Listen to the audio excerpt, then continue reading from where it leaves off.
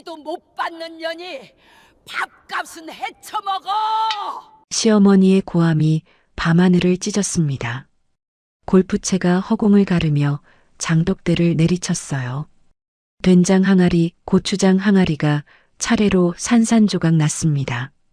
맨발의 며느리는 단 하나 남은 시간장 항아리를 품에 안았어요. 그리고 영하 15도의 눈밭 위로 내던져졌습니다. 그때 그녀는 몰랐습니다.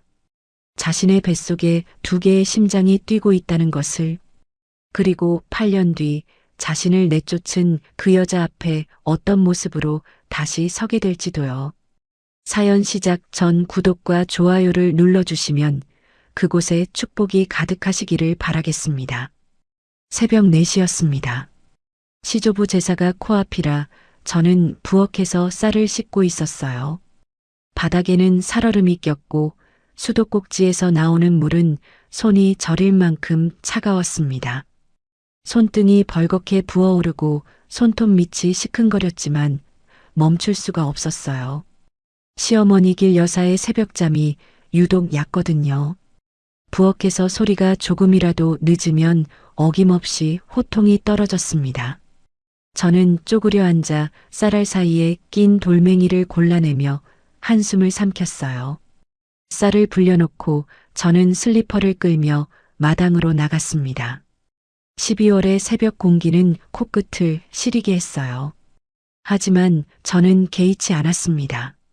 마당 구석에 있는 장독대, 그 중에서도 맨 끝에 놓인 작은 항아리 앞에 쪼그려 앉았어요. 마른 행주로 항아리 표면을 정성스레 닦았습니다. 검붉은 유약이 발린 오래된 항아리였어요. 금이 간 곳도 있고 뚜껑도 이가 나갔지만 저에게는 세상에서 가장 귀한 보물이었습니다. 이 항아리는 친정 어머니가 돌아가시기 전 제게 남긴 유일한 유산이에요. 어머니는 임종 직전에 제 손을 꼭 잡으시며 말씀하셨죠. 서윤아, 이 항아리만은 꼭 지켜라. 우리 집안 100년의 맛이 담겨 있단다. 항아리 안에는 시간장이 담겨 있었습니다. 시간장이란 그냥 간장이 아니에요.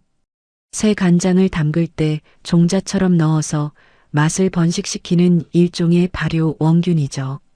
쉽게 말하면 빵을 만들 때 쓰는 천연 발효종 같은 거예요. 우리 친정은 대대로 이 시간장을 이어왔습니다.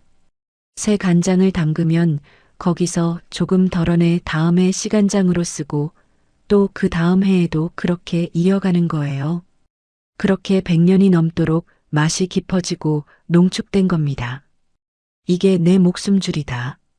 저는 혼잣말처럼 중얼거렸어요.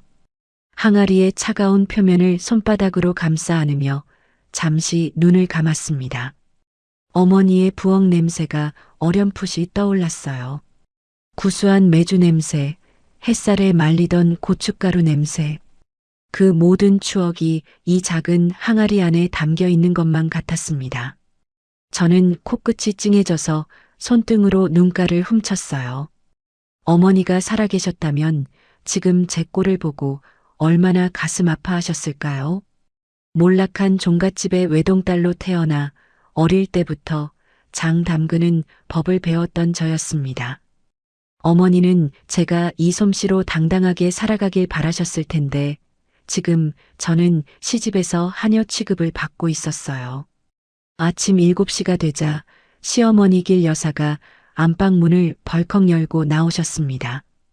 저는 이미 제사상에 올릴 나물 3가지를 묻혀놓은 상태였어요. 길 여사는 부엌으로 성큼성큼 들어오시더니 코를 벌름거리며 인상을 팍 찌푸리셨습니다. 이게 무슨 냄새야? 집구석에서 매주 썩은 내가 진동을 하네. 저는 고개를 숙인 채 아무 말도 하지 못했어요. 사실 그건 시간장 특유의 깊은 발효향이었습니다. 좋은 장일수록 처음엔 좀 강한 냄새가 나거든요. 하지만 그걸 설명해봤자 소용없다는 걸 저는 알고 있었습니다. 길 여사는 제 곁으로 다가와 제 머리카락을 한 줌 집어들었어요. 그리고는 킁킁거리며 냄새를 맡았습니다. 저는 수치심에 얼굴이 화끈거렸지만 꼼짝도 할 수 없었어요. 내 몸에서 나는 거야. 이 구린내가. 시골 촌년티가 아직도 안 빠졌어.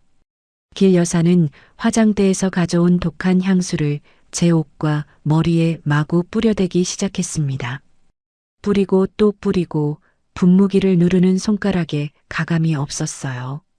저는 숨이 막혀 기침을 터뜨렸습니다. 향수 냄새가 너무 독해서 눈물이 핑 돌았어요. 하지만 울면 더 큰일이 난다는 걸 알기에 이를 악물고 참았습니다. 남편 동석이 출근 준비를 하며 거실로 나왔습니다. 저는 얼른 정신을 추스르고 그의 넥타이를 챙겨 들었어요. 파란색 줄무늬 넥타이였죠. 동석은 넥타이를 받아들더니 한심하다는 듯 코웃음을 치며 바닥에 집어던졌습니다. 이딴 촌스러운 무늬를 왜 골라? 눈이 있어, 없어?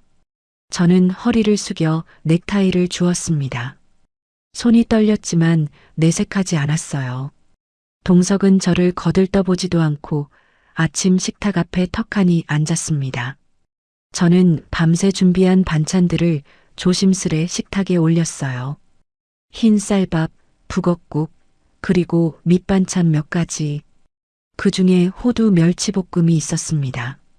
순간 동석의 얼굴이 하얗게 질렸어요. 눈이 휘둥그레지더니 젓가락을 식탁에 탁 내리치며 벌떡 일어섰습니다.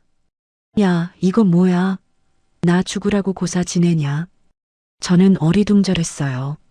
뭐가 문제인지 도무지 알 수가 없었거든요. 호두 멸치볶음이 뭐가 어쨌다는 건지요. 그때 길 여사가 부엌에서 허겁지겁 뛰어나오셨습니다. 이년아, 우리 귀한 아들이 견과류 냄새만 맡아도 숨이 넘어가는 거 몰라? 너 정말 우리 동석이 죽이려고 환장했구나. 길 여사는 제 손에 들려있던 밥그릇을 낚아채 싱크대에 힘껏 내리쳤습니다. 쨍그랑 하는 소리와 함께 하얀 사기 파편이 사방으로 튀었어요. 저는 그제야 알았습니다. 동석에게 심한 견과류 알레르기가 있다는 것을요. 땅콩이나 호두 같은 견과류 냄새만 맡아도 호흡곤란이 온다는 것을요. 하지만 아무도 저에게 알려준 적이 없었어요. 3년을 같이 살면서 단 한 번도요. 점심 무렵 신우이가 불쑥 찾아왔습니다.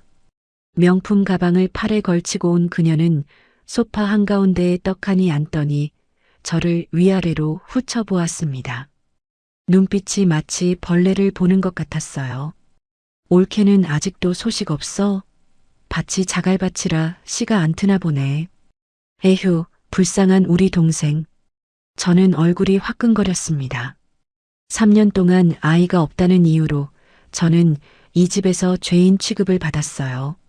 신우이는 킬킬 웃으며 과일을 깎아오라 시켰습니다. 저는 부엌으로 들어가 사과를 깎았습니다. 칼날에 비친 제 얼굴은 헬쑥하고 초라했어요. 광대뼈가 툭 튀어나오고 눈 밑에는 다크서클이 짙게 내려앉아 있었습니다. 언제부터 이렇게 됐을까요? 시집 오기 전 저는 웃음이 많은 여자였는데요.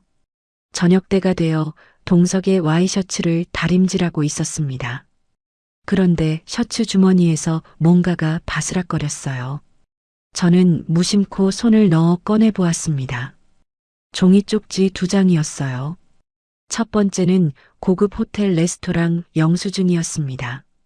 스테이크 코스 2인분, 와인 1병. 두 번째는 핑크색 메모지였어요. 거기에는 예쁜 글씨체로 이렇게 적혀 있었습니다. 상무님, 오늘 정말 행복했어요. 다음에는 더 좋은 데로 가요. 서명은 알파벳 Y 한 글자뿐이었습니다. 저는 손이 덜덜 떨리기 시작했어요. 다리미를 놓치고 말았습니다. 머릿속이 하얘지며 심장이 쿵쿵 뛰었어요. 그날 저녁 길 여사는 저를 무당집에 끌고 갔어요. 무당은 저를 한참 들여다보더니 혀를 끌끌 찼습니다. 어머니, 이미 싹이 텄는데 딴 곳을 보고 있네요. 길 여사는 제 배를 흘겨보며 콧방귀를 뀌었어요. 인연이 어제 생리가 터졌는데 무슨 헛소리야. 됐어. 돌팔이네. 저는 멍한 채로 그 뒤를 따랐습니다. 무당의 말이 자꾸 귓가에 맴돌았어요. 이미 싹이 텄다니 그게 대체 무슨 뜻일까요? 밤이 깊어 제사상을 다 차렸습니다. 저는 마지막으로 갈비찜을 내놓으며 친정에서 배운 비법을 썼어요. 시간장 딱 한 방울을 떨어뜨린 겁니다. 깊고 그윽한 향이 부엌 가득 퍼졌습니다. 동석이 갈비찜을 젓가락으로 한 점 집어 입에 넣었어요. 맛은 기막힌데 만든 사람이 촌스러워서 원. 저는 아무 말 없이 제자리에 섰습니다. 속으로는 분노가 부글부글 끓어올랐지만 얼굴에 드러내지 않았어요. 늦은 밤 동석이 잠든 사이 그의 핸드폰에 문자 알림이 떴습니다. 화면에 뜬 이름은 김유리 대리였어요. 상무님, 오늘 감사했어요. 덕분에 몸이 따뜻해졌어요. 심장이 쿵 하고 내려앉았습니다.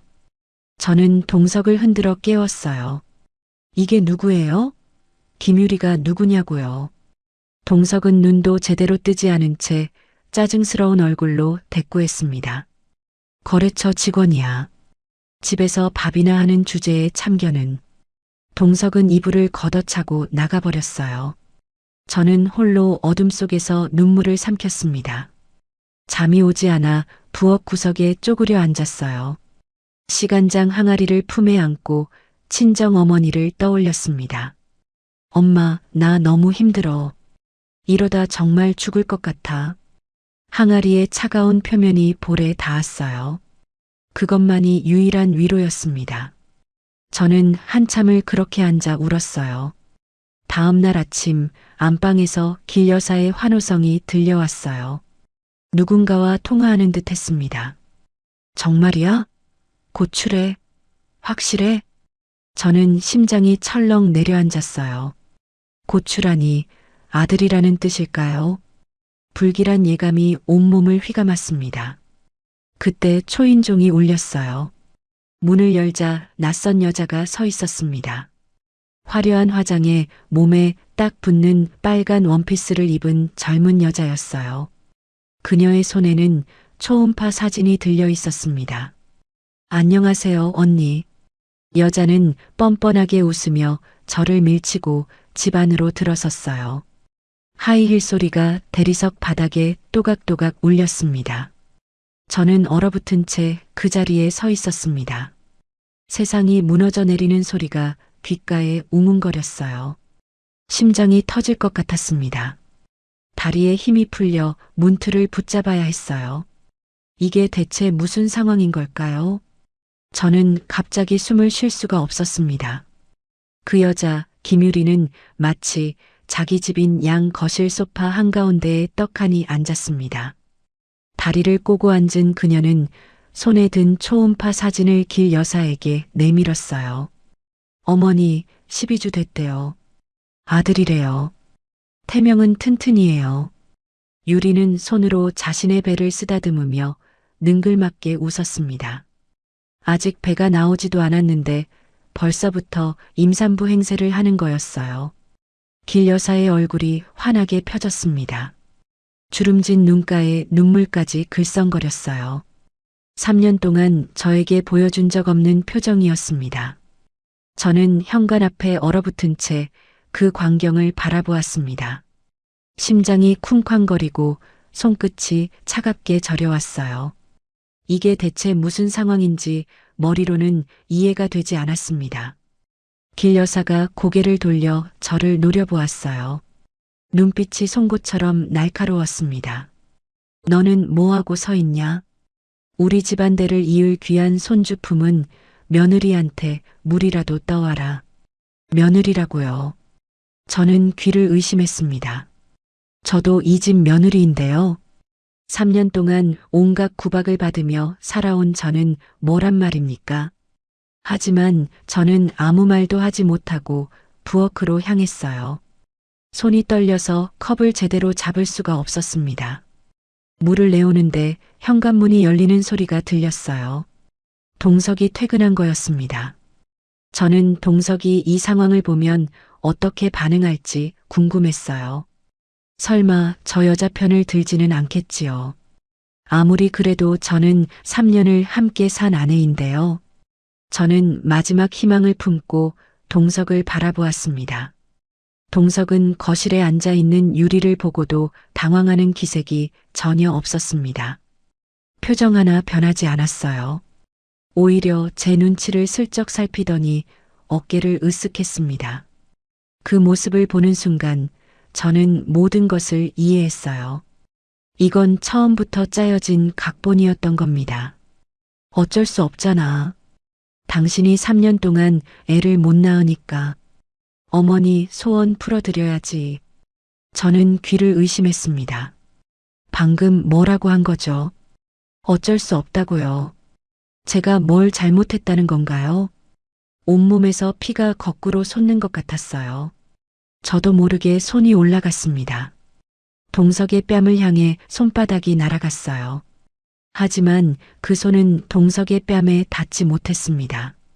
뒤에서 누군가 제 머리채를 확 움켜쥐었거든요. 길 여사였습니다. 어딜 감히 하늘 같은 서방한테 손을 대냐? 인연이 칠거지약을 저질렀어. 길 여사는 제 머리채를 잡고 바닥에 내동댕이 쳤습니다. 뒤통수가 대리석 바닥에 부딪히며 눈앞에 별이 번쩍였어요. 너무 아파서 비명조차 나오지 않았습니다. 저는 바닥에 엎드린 채 숨을 헐떡였어요. 그때 유리가 코를 막으며 인상을 찌푸렸습니다. 언니, 위자료는 섭섭지 않게 챙겨드릴게요. 근데 저 입덧이 심해서 언니 몸에서 나는 퀴퀴한 장냄새를 못 맡겠어요. 빨리 나가주세요. 장냄새라고요. 그건 제가 평생 지켜온 친정의 향기였습니다. 저는 이를 악물었어요. 분노와 수치심이 뒤섞여 온몸이 부들부들 떨렸습니다. 길 여사가 안방으로 들어가더니 제 옷가지를 팔에 한가득 안고 나왔어요. 그리고는 거실 바닥에 내던졌습니다. 싸구려면 속옷들이 바닥에 흩어졌어요. 당장 내 집에서 꺼져. 저는 바닥에서 겨우 몸을 일으켰습니다. 다리가 후들거렸지만 이를 악물고 버텼어요. 못 나가요. 저도 이 집 며느리예요. 조강지처를 이렇게 내쫓을 순 없어요. 그때 동석이 서류 봉투를 들고 다가왔습니다. 이혼 서류였어요. 이미 다 작성되어 있었고 제 도장 칸만 비어 있었습니다. 언제 이걸 준비한 걸까요? 처음부터 이렇게 될 걸 알고 있었던 거예요. 저만 몰랐던 겁니다. 동석은 제 손목을 세게 쥐더니 강제로 지장을 찍게 했어요. 저는 발버둥 쳤지만 힘으로는 당해낼 수가 없었습니다. 손가락에 빨간 인주가 묻었어요. 피처럼 붉은색이었습니다. 3년이란 세월이 이렇게 허무하게 끝나버렸어요. 저는 마지막으로 무릎을 꿇었습니다. 자존심이고 뭐고 없었어요. 제발 친정 엄마 유품인 장독대라도 가져가게 해주세요. 저건 제 목숨이에요. 길 여사는 비웃음을 터뜨렸습니다. 그리고는 창고에서 골프채를 들고 나와 마당으로 향했어요. 저는 심장이 덜컥 내려앉았습니다. 이딴 흉물스러운 거 꼴도 보기 싫었어. 길 여사가 골프채를 휘둘렀습니다. 첫 번째 항아리가 와장창 깨졌어요. 된장 항아리였습니다. 구수한 냄새가 퍼지며 갈색 덩어리가 눈밭 위로 쏟아졌어요. 두 번째는 고추장 항아리였습니다. 빨간 고추장이 하얀 눈 위에 피처럼 번졌어요. 세 번째, 네 번째. 길 여사는 미친 듯이 장독들을 깨부수기 시작했습니다. 어머니가 평생 담그신 장들이 눈밭 위에서 처참하게 뒤섞였어요. 저는 맨발로 마당에 뛰어나갔어요. 눈이 발등을 덮었지만 느낄 겨를이 없었습니다. 깨진 파편 사이를 헤집으며 시간장 항아리를 찾았어요. 손바닥이 파편에 베어 피가 났지만 멈출 수 없었습니다. 다행히 시간장 항아리는 아직 깨지지 않은 채 구석에 굴러가 있었어요. 저는 그 항아리를 품에 안고 몸을 웅크렸습니다. 어머니의 마지막 유산을 지켜야 했어요. 제발 이것만은 안 돼요. 길 여사가 골프채를 높이 치켜들었습니다. 저는 눈을 질끈 감았어요. 머리 위로 바람 소리가 났습니다. 하지만 충격은 오지 않았어요. 동석이 길 여사의 팔을 잡은 거였습니다. 됐어요, 어머니. 저녀는 내보내면 끝이에요. 동석과 길 여사가 제 팔을 잡고 질질 끌었습니다. 저는 항아리를 놓지 않으려고 안간힘을 썼어요. 대문이 열리고 저는 눈밭 위로 내던져졌습니다. 얇은 실내복 차림의 맨발이었어요. 손에는 피가 흘렀습니다. 깨진 파편에 베인 거였죠. 하지만 저는 항아리를 놓지 않았어요. 쾅! 대문이 닫혔습니다. 안에서 웃음소리가 들려왔어요. 유리에 깔깔거리는 웃음과 길 여사의 환호성이 섞여 있었습니다. 그리고 샴페인 병 따는 소리까지 들렸어요. 저를 내쫓은 것을 축하하는 거였습니다. 저는 그 소리를 들으며 눈밭 위에 주저앉았어요. 차가운 눈이 엉덩이를 적셨지만 느낄 여유가 없었습니다. 12월의 밤이었습니다. 기록적인 폭설이 내리고 있었어요. 하얀 눈송이가 제 어깨 위로, 머리 위로 쏟아져 내렸습니다. 살을 애는 추위가 온몸을 감쌌어요. 이가 딱딱 부딪히고 손발의 감각이 사라져갔습니다. 실내복은 금세 눈에 젖어 피부에 달라붙었어요. 체온이 빠르게 떨어지는 게 느껴졌습니다. 이러다 정말 얼어 죽겠다는 생각이 들었어요. 그때 아랫배가 묵직하게 아파왔어요. 끊어질 것 같은 통증이었습니다. 저는 배를 움켜쥐며 신음했어요. 이게 뭐지? 왜 이렇게 아픈 거지? 생리통과는 차원이 다른 통증이었습니다. 뭔가 잘못됐다는 걸 본능적으로 느꼈어요. 하지만 갈 곳이 없었습니다. 저는 비틀거리며 걷기 시작했어요.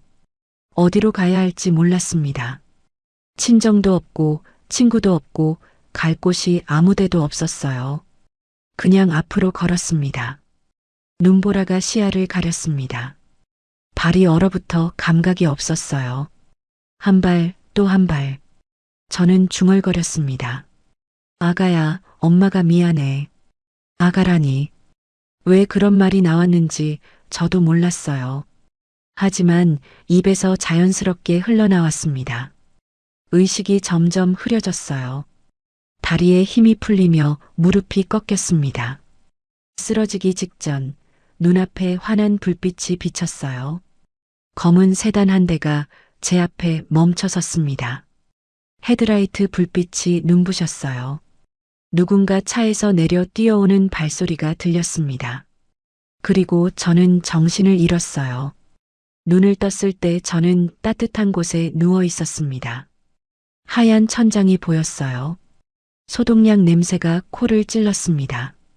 병원이었어요. 팔에는 링거 바늘이 꽂혀 있었고 심장 박동을 재는 기계가 삐삐 소리를 내고 있었습니다. 고개를 돌리니 낯선 노인 한 분이 걱정스러운 얼굴로 저를 내려다보고 있었어요. 고급스러운 코트를 입은 품이 있는 노신사였습니다. 정신이 드셨군요. 큰일 날 뻔했어요. 그분이 누군지 몰랐지만 눈빛이 따뜻했어요. 나중에 안 사실이지만 그분은 전국에 체인점을 둔 대형 요식업체 왕 회장님이셨습니다. 그날 밤 눈길에 차가 미끄러지는 바람에 우회 운전을 하다가 저를 발견하신 거였어요. 그때 의사가 들어왔습니다. 보호자분, 정말 위험했습니다. 하열이 있어서 유산기가 있었어요. 유산이라고요. 저는 벌떡 일어나려다 어지러움에 다시 쓰러졌어요. 제가 산모라고요? 의사가 초음파 모니터를 보여주었습니다. 화면 속에 콩알만 한 점 2개가 깜빡이고 있었어요. 아기집이 2개입니다. 쌍둥이에요. 엄마가 독하게 버텨서 기적적으로 둘 다 심장이 뛰고 있어요. 둘 다. 쌍둥이. 저는 모니터를 멍하니 바라보았습니다. 작은 점 두 개가 심장처럼 깜빡거렸어요. 제 뱃속에 생명이 두 개나 있었던 거예요. 무당이 했던 말이 떠올랐습니다. 이미 싹이 텄다던 그 말이요. 눈물이 주르륵 흘러내렸습니다. 기쁨인지 슬픔인지 알 수 없는 눈물이었어요. 3년 동안 아이가 없다고 구박받았는데 정작 쫓겨나는 날 임신 사실을 알게 되다니요. 저는 떨리는 손으로 배를 어루만졌습니다. 아직 아무것도 느껴지지 않았지만 그 안에 두 생명이 있다는 게 믿기지 않았어요. 저는 모니터 속 두 심장을 보며 다짐했습니다. 이를 악물고 속으로 되뇌었어요. 너희는 내가 지킨다. 반드시 살아남아서 저들에게 후회하게 만들겠다. 엄마가 반드시 성공해서 너희를 떳떳하게 키우겠다. 품에 안은 시간장 항아리가 따뜻하게 느껴졌습니다. 어머니가 저를 지켜주시는 것 같았어요. 저는 눈을 감고 희미하게 미소 지었습니다. 8년이 흘렀습니다. 새벽 3시 저는 폐교를 개조한 공장 안에서 커다란 가마솥 앞에 서 있었어요. 이마에는 구슬땀이 송골송골 맺혀 있었습니다. 나무 주걱으로 끓어오르는 콩을 저으며 불 조절에 신경을 곤두세웠어요. 장을 담그는 건 타이밍이 전부거든요. 한순간만 방심해도 맛이 확 달라집니다. 저는 이제 40살이 되었습니다. 8년 전 눈밭에서 쫓겨나던 그 여자가 맞나 싶을 정도로 많은 것이 변했어요.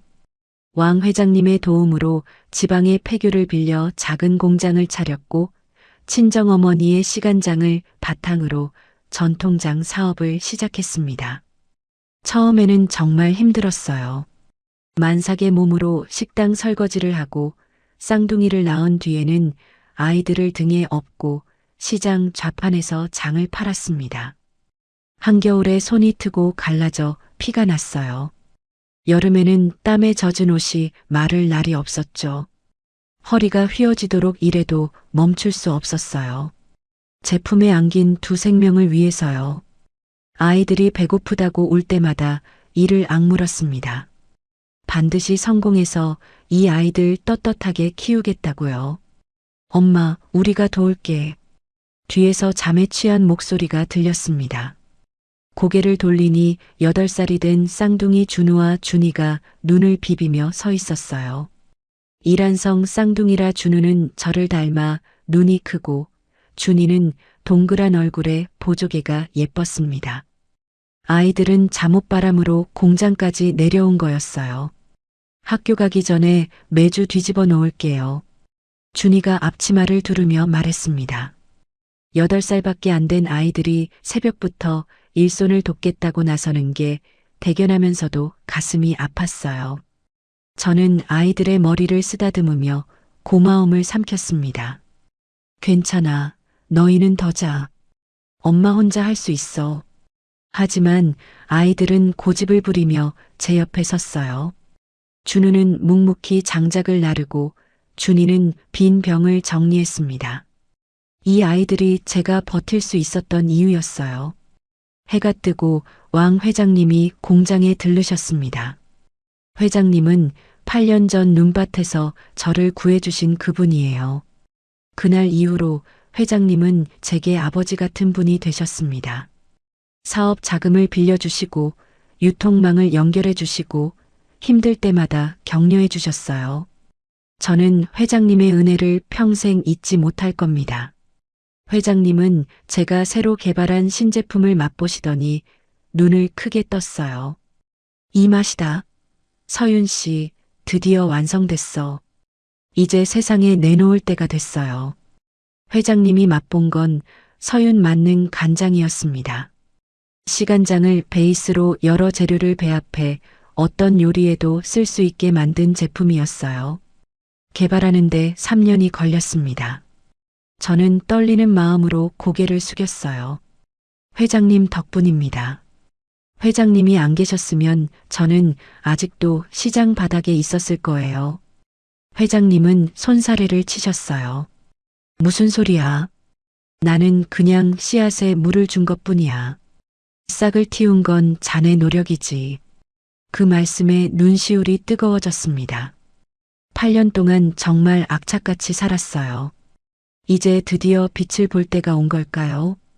한편 같은 시각 서울의 동성네 집에서는 아침 식사가 한창이었습니다.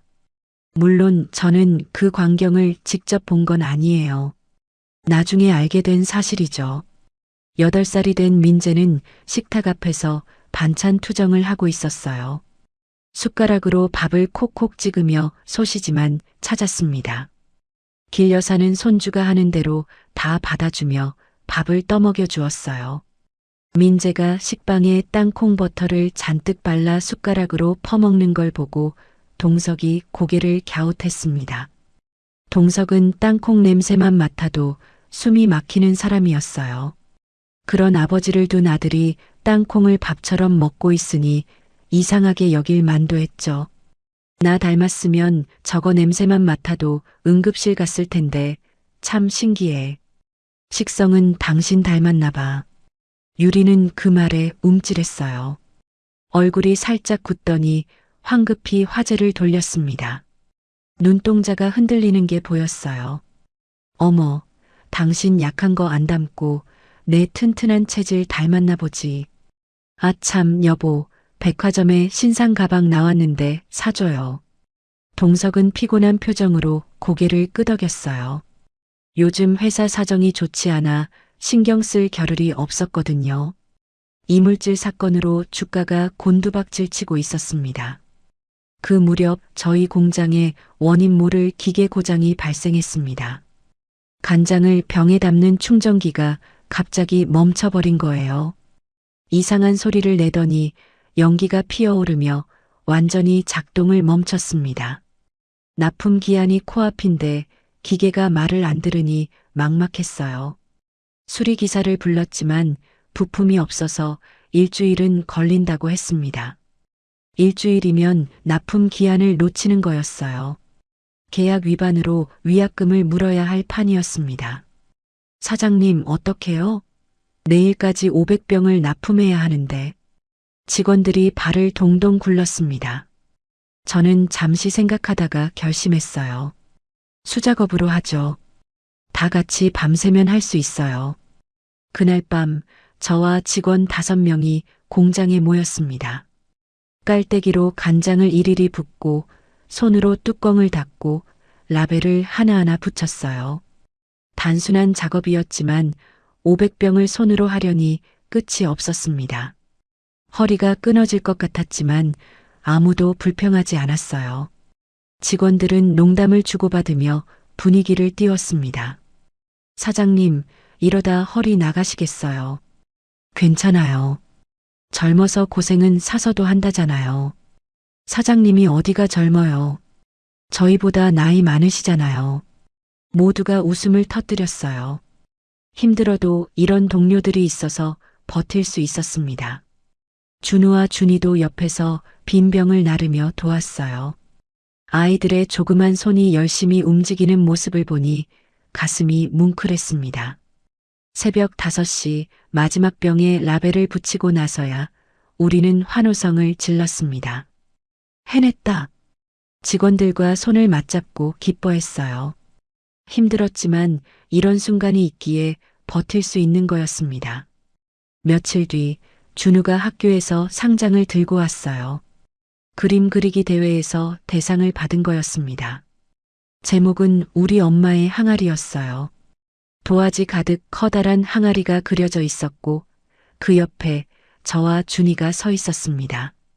아빠의 자리는 비어 있었어요. 저는 가슴이 뭉클하면서도 씁쓸했습니다. 아이에게 아빠가 없다는 게 이렇게 표현되는구나 싶었어요. 준우야, 정말 잘 그렸네. 근데 아빠는 안 그렸어? 준우는 고개를 저었어요. 우리 아빠 없잖아요. 엄마가 아빠예요. 저는 아무 말도 할 수 없었습니다. 아이를 꼭 안아주었어요. 미안함과 고마움이 뒤섞인 복잡한 감정이 밀려왔습니다.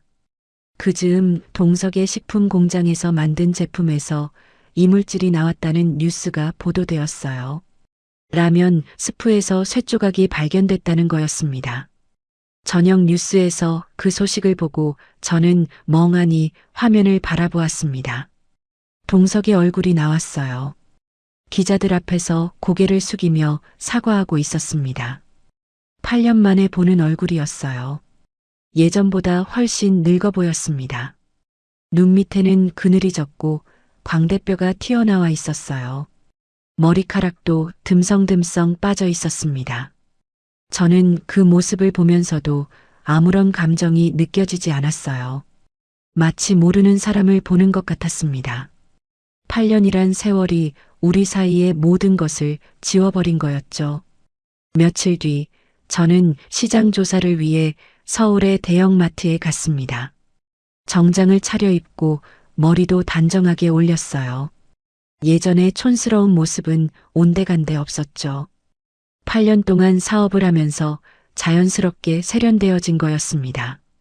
에스컬레이터를 타고 올라가는데 반대편에서 내려오는 사람들이 보였습니다. 화려하게 차려입은 두 여자였어요. 길 여사와 유리였습니다. 저는 심장이 멎는 것 같았어요. 손잡이를 꽉 움켜쥐었습니다. 온몸에 소름이 돋았어요. 그들은 명품 쇼핑백을 양손 가득 들고 수다를 떨며 내려오고 있었습니다. 유리는 8년 전보다 살이 쪄서 볼이 통통해졌고 길 여사는 더 늙어주름이 깊어졌어요. 그들은 저를 스쳐 지나갔지만 전혀 알아보지 못했습니다. 세련된 정장을 입은 제가 8년 전 눈밭에서 맨발로 쫓겨난 그 여자일 거라고는 상상도 못했겠죠. 저는 그들이 사라질 때까지 뒤돌아보지 않았어요. 에스컬레이터가 끝나고 나서야 멈춰서서 심호흡을 했습니다. 심장이 아직도 두근거렸어요. 주먹을 꽉 쥐고 속으로 되뇌었습니다. 아직 멀었어. 더 높이 올라가야 해. 집에 돌아온 저는 장독대 앞에 섰습니다. 해가 지는 노을빛이 항아리를 비추고 있었어요. 시간장 항아리를 바라보며 중얼거렸습니다.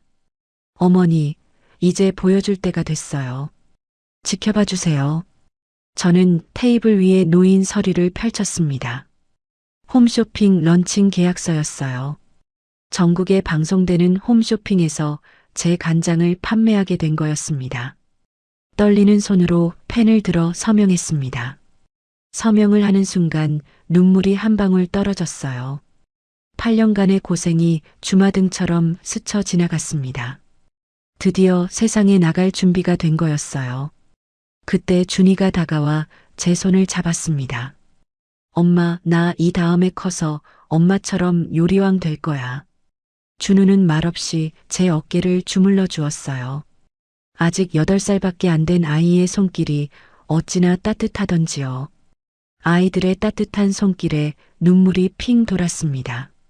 8년 동안 피땀 흘린 보람이 이제 결실을 맺으려 하고 있었어요. 저는 아이들을 번갈아 안아주며 속으로 다짐했습니다. 반드시 성공해서 이 아이들에게 부끄럽지 않은 엄마가 되겠다고요. 하지만 저는 몰랐습니다. 제가 다시 세상의 모습을 드러내는 순간 잊고 있던 악연들도 함께 깨어나리라는 것을요. 운명의 톱니바퀴가 다시 돌아가기 시작했습니다. 그것도 아주 빠르게요. 홈쇼핑 생방송 당일이 밝았습니다. 저는 새벽부터 일어나 거울 앞에 섰어요. 떨리는 손으로 화장을 했습니다. 8년 전 시집에서 쫓겨날 때만 해도 거울 볼 여유조차 없었는데 이제는 전국에 얼굴이 나가는 방송을 앞두고 있었어요. 감회가 새로웠습니다. 엄마, 긴장돼요? 준이가 다가와 제 손을 잡았어요. 아이의 손이 따뜻했습니다. 조금. 근데 너희가 응원해주니까 괜찮아. 준우는 말없이 엄지를 치켜 세웠어요. 그 모습에 용기가 솟았습니다. 오후 2시 저는 홈쇼핑 스튜디오에 도착했습니다. 조명이 눈부시게 빛나고 카메라 여러 대가 저를 향해 있었어요. 심장이 쿵쿵 뛰었습니다. 손바닥에 땀이 배어났어요. 스태프들이 분주하게 움직이며 조명을 조절하고 마이크를 점검했습니다. 저는 대기실 구석에서 입술을 깨물며 대본을 훑어보았어요. 하지만 글자가 눈에 들어오지 않았습니다. 긴장이 극에 달했거든요. 자, 5분 후에 생방송 들어갑니다. PD의 외침에 스튜디오가 더욱 분주해졌어요. 저는 심호흡을 하며 마음을 가다듬었습니다. 친정 어머니의 얼굴이 떠올랐어요. 어머니가 물려주신 시간장으로 여기까지 왔습니다. 시장 좌판에서 장을 팔던 날 어머니가 꿈에 나타나 괜찮다고 손을 잡아주셨던 기억이 났어요. 이제 그 은혜에 보답할 때였습니다. 큐. 빨간 불이 켜지고 방송이 시작되었습니다. 쇼호스트가 밝은 목소리로 제품을 소개했어요. 자, 오늘의 특별 상품입니다. 100년 전통 시간장을 베이스로 만든 서윤 만능 간장이에요. 저는 카메라 앞에서 직접 요리 시연을 했습니다. 떨리는 손으로 팬에 불을 켜고 간장 한 스푼을 넣어 볶음밥을 만들었어요. 구수한 향이 스튜디오 가득 퍼졌습니다. 스태프들이 침을 꿀꺽 삼키는 게 보였어요. 이 간장 하나면 따로 양념할 필요가 없어요. 찌개에도 볶음에도 조림에도 다 쓸 수 있습니다. 제 목소리가 점점 안정되어 갔어요. 어머니에게 배운 대로 진심을 담아 설명했습니다. 장을 담그는 정성, 재료를 고르는 마음, 그리고 맛있는 밥상을 차리고 싶은 엄마의 마음을요. 그때 전화 주문이 폭주하기 시작했습니다. 와, 지금 주문 전화가 폭주하고 있습니다. 준비한 물량이 벌써 절반이나 나갔어요. 쇼호스트가 흥분한 목소리로 외쳤어요. 저는 믿기지 않았습니다. 화면 아래 숫자가 쉴 새 없이 올라갔어요. 1000병, 2000병, 3000병. 눈앞이 아득해졌습니다. 방송이 끝났을 때 준비한 10,000병이 완판되었어요. 1시간 만에 전부 팔린 거였습니다. 역대급 판매 기록이라고 했어요. PD가 달려와 제 손을 덥석 잡았습니다. 사장님, 대박이에요. 이건 진짜 대박입니다. 저는 그 자리에서 울음을 터뜨렸습니다. 8년간의 서름이 한꺼번에 쏟아져 나왔어요. 시장 바닥에서 장을 팔던 날들, 아이들을 업고 새벽까지 일하던 날들, 손이 트고 갈라져도 멈출 수 없었던 날들. 그 모든 고생이 떠올라 멈출 수가 없었습니다. 같은 시각 서울의 동성내 집에서는 길 여사가 거실 소파에 누워 홈쇼핑을 보고 있었습니다. 물론 저는 그 광경을 직접 본 건 아니에요. 나중에 알게 된 사실이죠. 길 여사는 리모컨을 이리저리 돌리다가 요리 방송에 눈이 멈췄어요. 간장을 넣어 볶음밥을 만드는 여자가 화면에 나왔습니다. 어디서 많이 본 얼굴이었어요. 전현희. 길 여사는 벌떡 일어났습니다. 눈을 비비고 다시 화면을 보았어요. 리모컨으로 볼륨을 최대로 올렸습니다. 화면 속 여자의 목소리가 거실에 울려 퍼졌어요. 그 목소리, 그 말투 틀림없었습니다. 8년 전 눈밭에 내쫓았던 그 며느리였어요.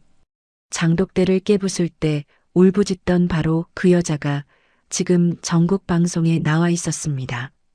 유리야, 유리야, 이리 와봐. 길 여사의 외침에 유리가 부엌에서 뛰어나왔습니다. 왜 그러세요, 어머니? 길 여사는 떨리는 손으로 화면을 가리켰어요. 저것 봐. 전현이 방송에 나왔어. 정서윤이야. 유리의 얼굴이 하얗게 질렸습니다.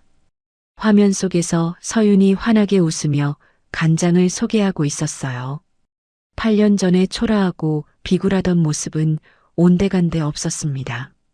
세련된 정장을 입고 당당하게 카메라 앞에 선 그녀는 완전히 다른 사람 같았어요. 완판이래요. 만병이 1시간 만에 다 팔렸대요. 화면 속 쇼호스트의 외침에 길 여사와 유리는 입을 다물지 못했습니다. 전현이 어떻게 저렇게 길 여사의 목소리가 떨렸어요. 분노인지 당혹감인지 알 수 없는 감정이 뒤섞여 있었습니다. 유리는 아무 말 없이 자기 방으로 들어갔어요. 문을 닫고 침대에 털썩 앉았습니다. 손이 부들부들 떨렸어요. 가슴이 답답하게 조여왔습니다. 화장대 거울에 비친 자신의 얼굴이 창백했어요. 8년 전 서윤을 내쫓던 그날 밤이 떠올랐습니다. 눈밭에서 울부짖던 서윤의 모습, 깨진 항아리 파편, 그리고 자신의 뱃속에 있던 민재. 그때는 그렇게 하는 게 당연하다고 생각했어요. 하지만 지금 그 여자가 떳떳하게 방송에 나와 성공한 모습을 보니 뭔가 잘못된 것 같았습니다. 저 여자가 성공하면 안 돼. 유리는 속으로 되뇌었어요. 만약 서윤이 유명해지면 과거가 들춰질 수도 있었습니다. 8년 전의 일이, 그리고 민재의 비밀이요. 그날 밤 저는 공장으로 돌아와 직원들과 축배를 들었습니다. 소박한 막걸리 잔이었지만 어느 때보다 달콤했어요. 왕 회장님도 오셔서 함께 기뻐해 주셨습니다. 서윤 씨, 이제 시작이야. 앞으로 더 큰 무대가 기다리고 있어. 회장님의 말씀에 저는 고개를 숙여 인사했습니다. 감사한 마음을 어떻게 표현해야 할지 몰랐어요. 준우와 준이는 케이크를 들고 나타났습니다. 아이들이 직접 만든 수제 케이크였어요. 삐뚤빼뚤한 글씨로 축하해요. 엄마라고 적혀 있었습니다. 생크림이 옆으로 삐져나왔지만 세상에서 가장 예쁜 케이크였어요. 엄마, 방송에서 진짜 멋있었어. 준이가 제 목에 매달리며 말했어요. 준우는 쑥스러운 듯 고개를 돌렸지만 입꼬리가 올라가 있었습니다. 저는 아이들을 꼭 안아주었어요. 이 아이들을 위해 달려온 8년이었습니다. 이제 겨우 첫걸음을 뗀 거였어요. 며칠 뒤 방송의 여파가 몰려왔습니다. 전국의 마트에서 입점 문의가 쏟아졌어요. 신문사와 방송국에서 인터뷰 요청이 들어왔습니다. 저는 정신없이 바빴지만 행복했어요. 그러던 어느 날 낯선 번호로 전화가 왔습니다.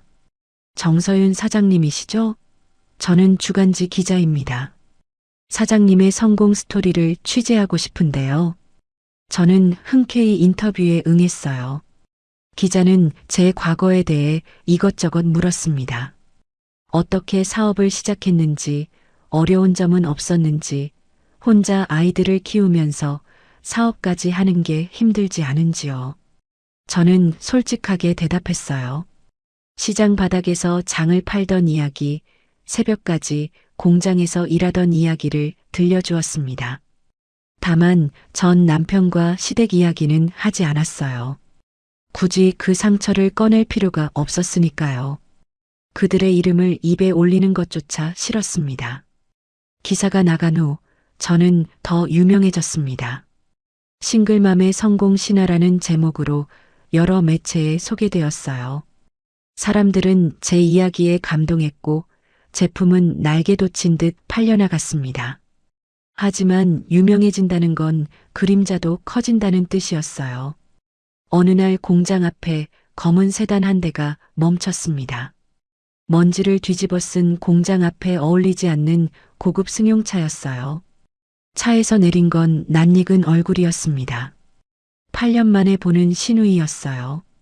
예전과 달리 화장이 짙고 눈 밑에 다크서클이 내려앉아 있었습니다. 명품 가방을 들고 있었지만 어딘가 초라해 보였어요. 동성내 회사가 어려워졌다는 뉴스가 떠올랐습니다. 오랜만이네, 올케. 신우이는 비웃음을 띠며 저를 위아래로 훑어보았습니다. 예전에 저를 깔보던 그 눈빛이었어요. 하지만 저는 더 이상 8년 전의 그 여자가 아니었습니다. 뭔 일이세요? 저는 최대한 담담하게 물었어요. 하지만 속으로는 심장이 요동쳤습니다. 별일은 아니고 그냥 옛 식구가 잘 되니까 축하하러 왔지. 신우이의 말투에는 가시가 돋쳐 있었어요. 축하가 아니라 탐색이 목적이라는 걸 저는 직감했습니다. 축하는 고맙지만 저 바빠서요. 볼 일 없으시면 가주세요. 저는 차갑게 말하고 돌아섰습니다. 뒤에서 신우이의 날카로운 목소리가 들려왔어요. 거기서 우리 동석이가 힘들어. 이물질 사건으로 회사가 휘청거리고 있다고. 형수가 좀 도와줘야지. 저는 발걸음을 멈추지 않았습니다. 어깨가 굳어졌지만 뒤돌아보지 않았어요. 속으로 비웃음이 나왔습니다. 8년 전 맨발로 내쫓을 때는 언제고 이제 와서 도와달라니요. 남 걱정할 처지가 아니에요. 돌아가세요. 대문을 닫고 들어온 저는 한참을 제자리에 서 있었습니다. 손이 떨리고 있었어요. 과거의 악몽이 다시 밀려오는 것 같았습니다. 신우이의 방문이 단순한 인사가 아니라는 걸 직감했어요. 분명 뭔가를 노리고 온 거였습니다. 그날 밤 저는 시간장 항아리 앞에 앉았어요. 달빛이 항아리를 비추고 있었습니다. 차가운 표면을 어루만지며 중얼거렸어요. 어머니, 저 잘하고 있는 거 맞죠? 이대로 가도 되는 거죠? 항아리는 아무 대답이 없었지만 어머니의 온기가 느껴지는 것 같았어요. 저는 눈을 감고 다짐했습니다. 무슨 일이 있어도 흔들리지 않겠다. 아이들을 위해, 그리고 나 자신을 위해. 하지만 폭풍은 이제 막 시작되려 하고 있었습니다. 제가 미처 알지 못하는 거대한 비밀과 함께요. 신우이가 다녀간 뒤로 이상한 일들이 벌어지기 시작했습니다. 처음에는 사소한 것들이었어요. 거래처에서 갑자기 연락이 끊기고 납품 일정이 미뤄지고 마트 입점 계약이 취소되었습니다. 전화를 걸어 이유를 물어도 담당자들은 말을 흐렸어요. 갑자기 사정이 생겼다느니 상부에서 결정한 거라느니 핑계만 댔습니다. 저는 이상하다 싶으면서도 대수롭지 않게 넘겼어요. 사업을 하다 보면 이런 일이 있을 수 있다고 생각했거든요. 하지만 진짜 문제는 그 다음이었습니다. 어느 날 아침 직원이 허겁지겁 달려왔어요. 손에는 스마트폰이 들려 있었습니다. 사장님, 이거 보세요. 큰일 났어요. 화면에는 인터넷 기사가 떠 있었습니다. 제목을 보는 순간 눈앞이 캄캄해졌어요. 서윤 만능 간장, 중국산 원료로 만들어 소비자 기만 의혹. 저는 손이 떨려 스마트폰을 제대로 잡을 수가 없었습니다. 기사 내용은 더 충격적이었어요.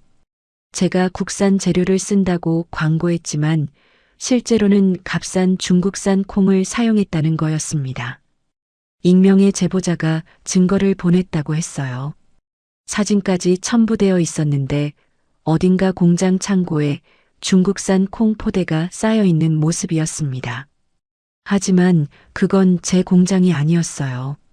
사진 속 창고는 본 적도 없는 곳이었습니다. 창문 모양도 다르고 바닥 타일도 달랐어요. 완전히 조작된 거였습니다. 저는 당장 해명 기사를 내려고 했습니다. 하지만 이미 늦었어요. 기사는 순식간에 퍼져나갔습니다. 포털 사이트 실시간 검색어에 제 이름이 올랐어요. 댓글에는 악성 글들이 쏟아졌습니다. 사기꾼이라느니, 양심도 없냐느니, 욕설이 난무했어요. 어떤 댓글은 차마 눈 뜨고 볼 수 없을 정도로 저열했습니다. 저는 화면을 보다가 결국 눈물을 흘리고 말았어요. 8년 동안 쌓아온 명성이 하루아침에 무너지고 있었습니다. 전화기가 쉴 새 없이 울렸습니다. 거래처에서 계약 해지를 통보했어요. 홈쇼핑에서도 다음 방송 일정을 취소했습니다. 불과 며칠 사이에 제가 쌓아온 모든 것이 무너져 내리고 있었어요. 사장님, 힘내세요. 우리가 해명하면 될 거예요. 직원들이 위로했지만 저는 대답할 기운조차 없었습니다. 그날 밤 저는 공장에 홀로 남아 있었어요. 불을 끄고 바닥에 주저앉았습니다. 사방이 고요했어요. 기계들이 멈춰선 공장은 마치 유령의 집 같았습니다. 8년 동안 악착같이 일해온 세월이 물거품이 되는 것 같았어요. 눈물이 멈추지 않았습니다. 이렇게 끝나는 건가? 이렇게 무너지는 건가? 절망이 파도처럼 밀려왔어요. 그때 문을 두드리는 소리가 났어요. 왕 회장님이셨습니다. 회장님은 제 옆에 조용히 앉으셨어요. 서윤 씨, 울지 마. 진실은 반드시 밝혀져. 회장님의 목소리는 약했지만 따뜻했어요. 8년 전 눈밭에서 저를 구해주실 때도 이런 목소리셨죠. 저는 회장님을 보며 목이 메어 말을 잇지 못했어요. 누가 이런 짓을 한 건지 모르겠어요. 제가 뭘 그렇게 잘못했다고. 그냥 열심히 살았을 뿐인데. 저는 눈물을 훔치며 말했습니다. 회장님은 힘겹게 손을 들어 제 머리를 쓰다듬어 주셨어요. 아버지가 살아계셨다면 이렇게 해주셨을까요? 저는 더 서럽게 울었습니다. 자네 잘못이 아니야. 누군가 일부러 자네를 무너뜨리려는 거야. 그들이 두려워하는 거지. 자네가 성공하는 게 우리가 맞서 싸워야 해. 회장님의 말씀에 저는 고개를 끄덕였어요. 포기하면 안 됐습니다. 아이들을 위해서라도 버텨야 했어요. 다음 날 저는 국립농산물품질관리원에 자진해서 원료 검사를 요청했습니다. 공장 문을 활짝 열고 기자들을 불러 모았어요. 숨길 게 없다는 걸 보여주고 싶었습니다. 저희 공장에서 사용하는 콩은 전부 국내산입니다. 유통 이력 서류와 원산지 증명서가 여기 있습니다. 저는 떨리는 목소리로 설명했어요. 기자들은 고개를 갸웃거리며 질문을 던졌습니다. 그럼 저 사진은 뭐예요? 중국산 콩 포대가 찍힌 건데요. 저는 이를 악물고 대답했어요. 그건 조작된 사진입니다. 저 창고는 저희 공장이 아니에요. 누군가 의도적으로 합성한 겁니다.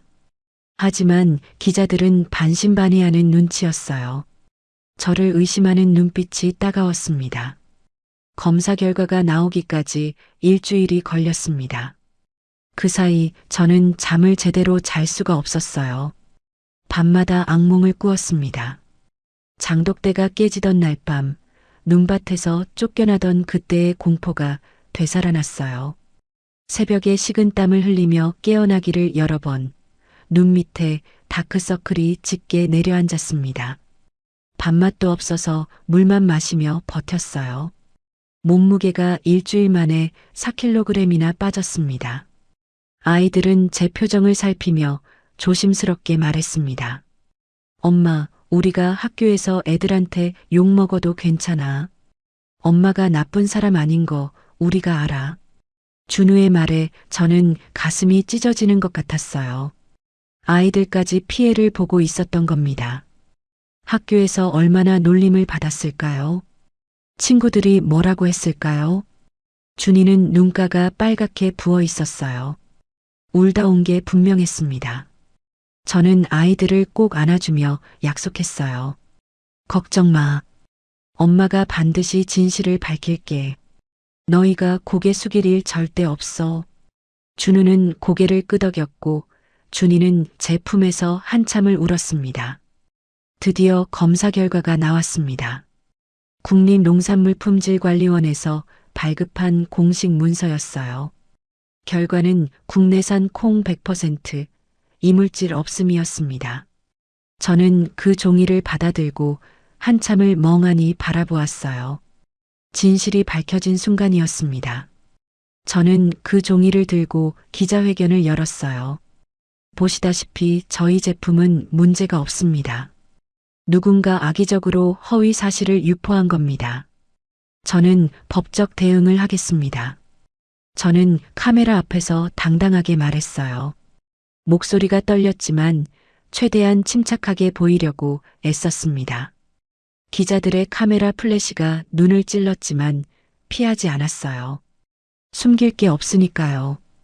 기자회견이 끝나고 여론이 조금씩 바뀌기 시작했어요. 사람들은 저를 응원하는 댓글을 달기 시작했습니다. 악의적인 조작이었다는 동정 여론도 생겼어요. 하지만 이미 입은 피해는 컸습니다. 취소된 계약들을 되돌리기가 쉽지 않았어요. 신뢰가 한번 깨지면 회복하는데 오랜 시간이 걸리거든요. 그 즈음 왕 회장님이 쓰러지셨어요. 병원에서 연락이 왔을 때 저는 머리가 하얘졌습니다. 허겁지겁 병원으로 달려갔어요. 택시 안에서 온갖 불길한 생각이 머릿속을 맴돌았습니다. 회장님은 제게 아버지 같은 분이셨어요. 8년 전 눈밭에서 저를 구해주신 분, 다시 일어설 수 있게 도와주신 분. 그분이 쓰러지셨다니 믿기지 않았습니다. 응급실 앞에서 서성이다가 의사를 만났습니다. 심근경색입니다. 수술은 성공적으로 끝났지만 당분간 절대 안정이 필요합니다. 저는 회장님 병실로 들어갔어요. 하얀 침대에 누워 계신 회장님의 얼굴이 창백했습니다.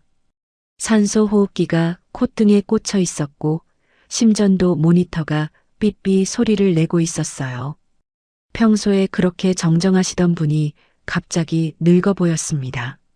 손등에는 링거 바늘이 꽂혀 있었어요. 저는 침대 옆에 무릎을 꿇었습니다. 회장님, 제 때문이에요. 제가 너무 걱정을 끼쳐드려서. 회장님은 힘없이 웃으셨어요. 무슨 소리야? 내가 원래 심장이 약했어. 자네 탓 아니야. 하지만 저는 회장님이 저 때문에 스트레스를 받으셨다는 걸 알았어요. 가짜 뉴스가 터진 뒤로 회장님은 밤잠을 설치며 이리저리 뛰어다니셨거든요.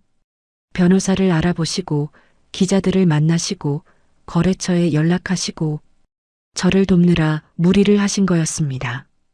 그 나이에 그렇게 뛰어다니시면 안 됐는데 저는 자책감에 가슴이 무너졌어요. 회장님의 손을 잡고 저는 속으로 다짐했어요. 반드시 이 일의 배후를 밝혀내겠다. 누가 이런 짓을 했는지. 병원에서 나오는 길에 문자가 왔습니다. 모르는 번호였어요. 발신자 표시도 없었습니다. 메시지 내용을 보고 저는 발걸음을 멈췄습니다. 옛 시댁 식구들이 너를 무너뜨리려 한다. 조심해라. 누가 보낸 건지 알 수 없었어요. 전화를 걸어봤지만 전원이 꺼져 있었습니다. 하지만 직감적으로 느꼈어요. 이 모든 일의 배후에 그들이 있다는 걸요. 가짜 뉴스, 조작된 사진, 거래처 압박. 모든 퍼즐 조각이 맞춰지기 시작했습니다.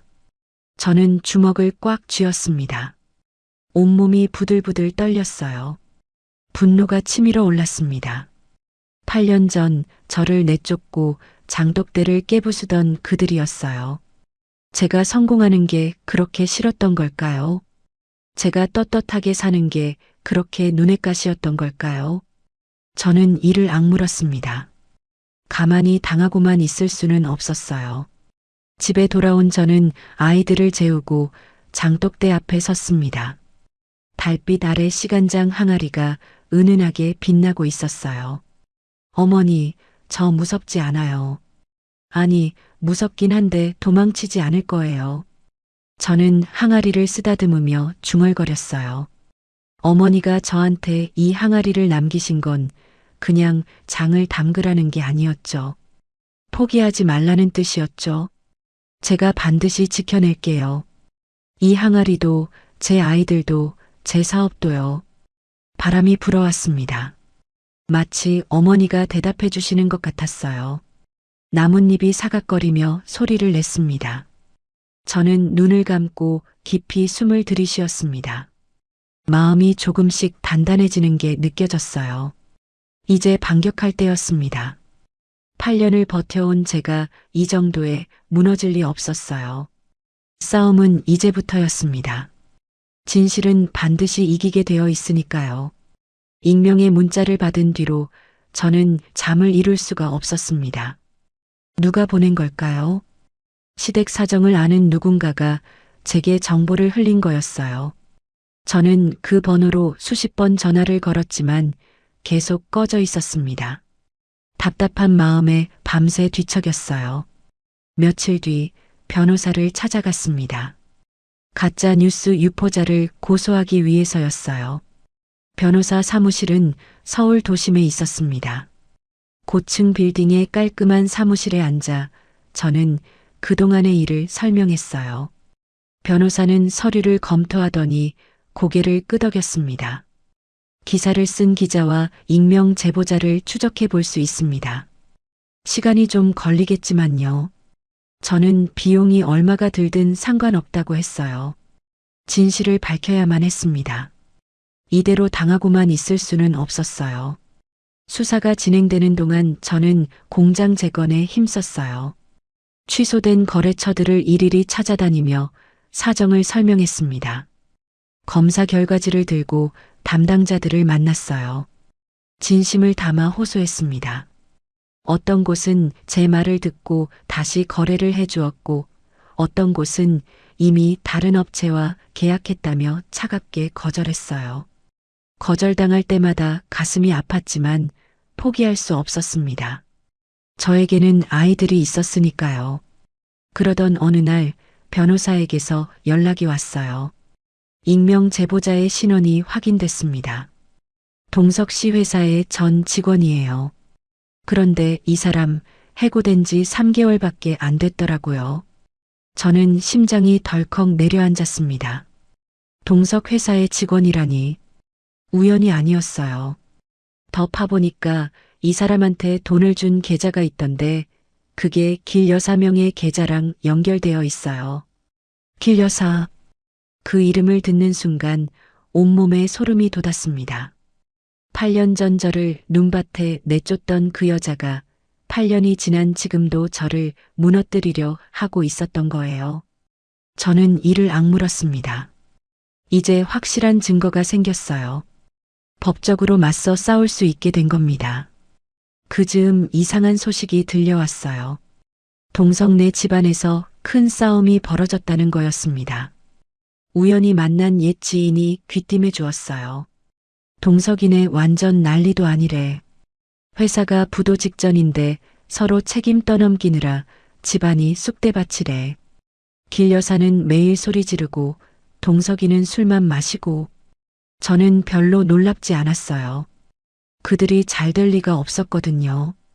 인과응보라는 말이 떠올랐습니다. 하지만 한 가지 마음에 걸리는 게 있었어요. 민재. 그 아이는 어떻게 되었을까요? 민재는 죄가 없었어요. 비록 유리가 낳은 아이지만 그 아이에게 무슨 잘못이 있겠어요. 8살밖에 안 된 아이가요. 저는 복잡한 마음으로 고개를 저었습니다.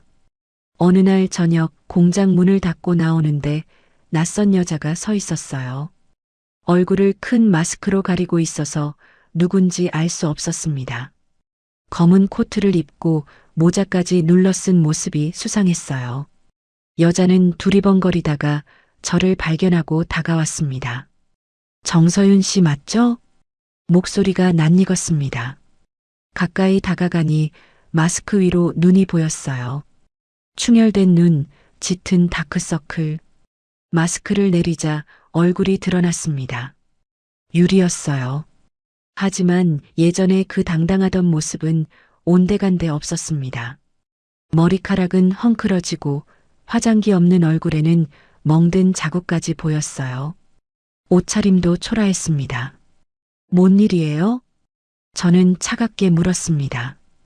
유리는 주변을 두리번거리더니 작은 목소리로 말했어요. 언니, 부탁이 있어요. 제발 저 좀 도와주세요. 언니라고요. 8년 전에 저를 언니라 부르며 비웃던 그 입으로 지금 도움을 청하고 있었습니다. 저는 코웃음을 쳤어요. 도와달라고요? 저한테요? 가짜 뉴스 뿌려서 저 망하게 하려던 사람이. 유리의 얼굴이 하얗게 질렸습니다. 입술이 파르르 떨렸어요. 그건 시어머니가 시킨 거예요. 저는 몰랐어요. 정말이에요. 저는 믿지 않았습니다. 이 여자가 모를 리가 없었어요. 거짓말하지 마세요. 당신도 한통속이었잖아요. 유리가 갑자기 무릎을 꿇었습니다. 저는 당황해서 한 발짝 물러섰어요. 언니, 제발이요. 민재를 살려주세요.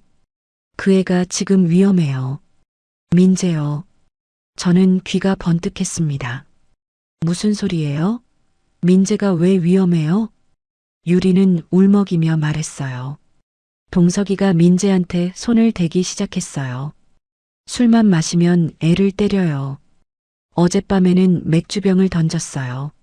민재 이마에 피가 났는데도 길 여사는 모른 척했어요.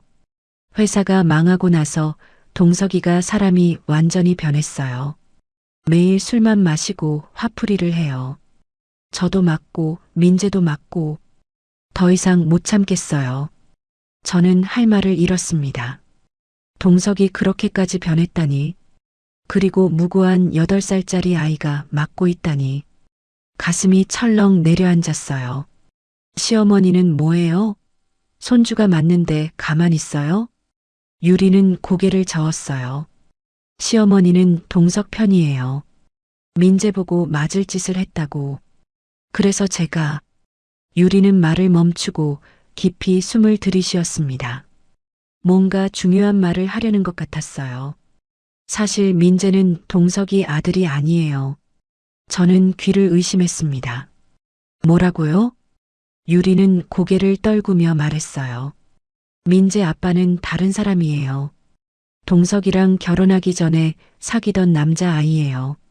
저는 그냥 길 여산의 재산이 탐나서 결혼한 거예요.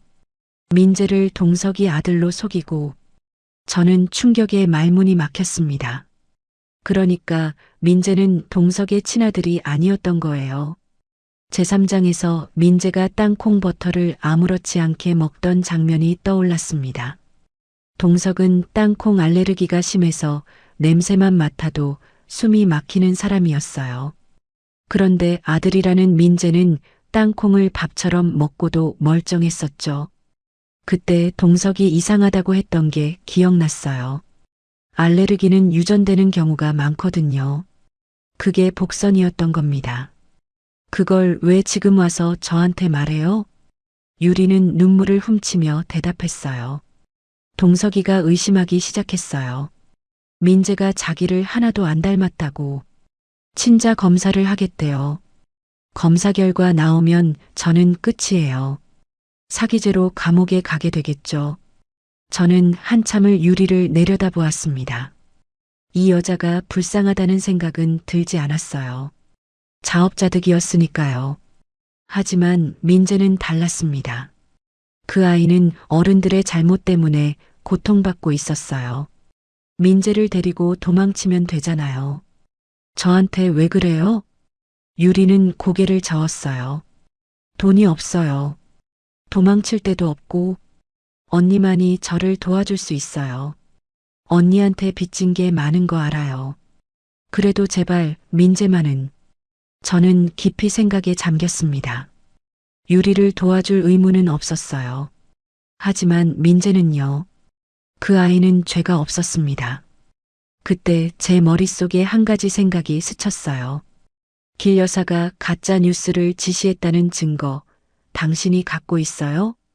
유리는 고개를 끄덕였어요.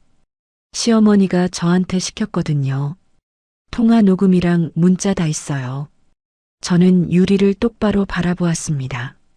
그 증거 주면 민재를 도와줄 방법을 생각해 볼게요. 유리의 눈이 커졌어요. 희망이 보이는 것 같았습니다. 떨리는 손으로 제 팔을 잡았어요. 정말요? 정말 도와줄 거예요? 저는 고개를 끄덕였어요. 유리는 펑펑 울기 시작했습니다. 무릎을 꿇은 채 얼굴을 감싸고 통곡했어요. 그 모습이 8년 전 눈밭에서 울던 제 모습과 겹쳤습니다. 저는 그 모습을 지켜보며 복잡한 감정을 삼켰어요. 유리를 용서한 건 아니었어요. 하지만 민재는 달랐습니다. 그 아이를 구해야 했어요. 집에 돌아온 저는 아이들을 재우고 오랫동안 생각에 잠겼습니다. 유리가 준 녹음 파일을 들어보았어요. 이어폰을 꽂고 재생 버튼을 눌렀습니다. 길 여사의 목소리가 또렷하게 들렸어요. 그 차갑고 독한 목소리를 잊을 수가 없었습니다. 전현 망하게 해. 뭔 수를 써서든. 기자한테 돈 줘서 기사 내보내. 사진도 조작해서 보내고. 돈은 내가 댈 테니까. 전현이 잘 되는 꼴을 못 보겠어. 증거가 확실했어요. 길 여사의 지시로 가짜 뉴스가 만들어진 거였습니다. 이제 그 여자를 법정에 세울 수 있었어요. 저는 손을 꽉 쥐었습니다. 8년간의 한이 북받쳐 올랐어요. 저는 시간장 항아리 앞에 섰어요. 달빛이 항아리를 비추고 있었습니다. 검은 윤기가 흐르는 항아리 표면에 제 얼굴이 어렴풋이 비쳤어요. 어머니, 이제 끝이 보여요. 조금만 더 버티면 돼요. 저를 짓밟으려 했던 사람들한테 제대로 보여줄 거예요. 바람이 불어왔습니다. 나뭇잎이 사각거리며 소리를 냈어요. 어머니가 응원해 주시는 것 같았습니다. 저는 항아리를 어루만지며 눈을 감았어요. 8년 전 이 항아리를 품에 안고 눈밭에서 쫓겨나던 그 밤이 떠올랐습니다. 그때의 절망과 분노가 아직도 생생했어요. 하지만 저는 버텨냈습니다. 이제 마지막 싸움만 남았어요. 다음 날 저는 변호사에게 녹음 파일을 넘겼습니다. 변호사는 파일을 듣더니 놀란 표정을 지었어요. 연필을 내려놓고 저를 바라보았습니다. 이 정도면 확실합니다. 길 여사를 명예훼손과 업무방해로 고소할 수 있어요. 민사소송도 가능하고요. 손해배상까지 받아낼 수 있습니다. 저는 고개를 끄덕였습니다. 손이 떨렸지만 마음은 단단했어요. 드디어 반격이 시작되는 거였습니다. 8년간의 한을 풀 때가 온 겁니다. 하지만 싸움은 아직 끝나지 않았어요. 오히려 진짜 전쟁은 이제부터였습니다. 법정에서 그들과 마주할 생각을 하니 심장이 뛰었어요. 두렵지 않았습니다. 진실은 제 편이니까요. 이제 모든 것을 되찾을 때였습니다. 잃어버린 명예도, 빼앗긴 존엄도요. 재판날이 밝았습니다. 저는 아침 일찍 일어나 거울 앞에 섰어요. 단정한 검은색 정장을 입고 머리를 깔끔하게 올렸습니다. 거울 속 제 얼굴은 창백했지만 눈빛만은 흔들리지 않았어요. 오늘이 8년간 기다려온 날이었습니다. 엄마, 힘내. 준우와 준이가 현관까지 따라 나와 저를 안아주었어요. 아이들의 품이 따뜻했습니다. 저는 고개를 끄덕이고 집을 나섰어요. 법원에 도착하니 기자들이 몰려 있었습니다. 카메라 플래시가 번쩍거렸어요. 마이크가 제 앞에 쏟아졌습니다. 기자들이 질문을 던졌지만 저는 대답하지 않았어요. 고개를 숙이지 않고 당당하게 걸어 들어갔습니다. 심장은 터질 것처럼 뛰었지만 발걸음은 흔들리지 않았어요.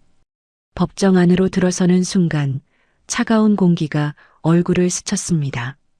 높은 천장과 무거운 분위기가 저를 압도했어요. 하지만 물러설 수 없었습니다.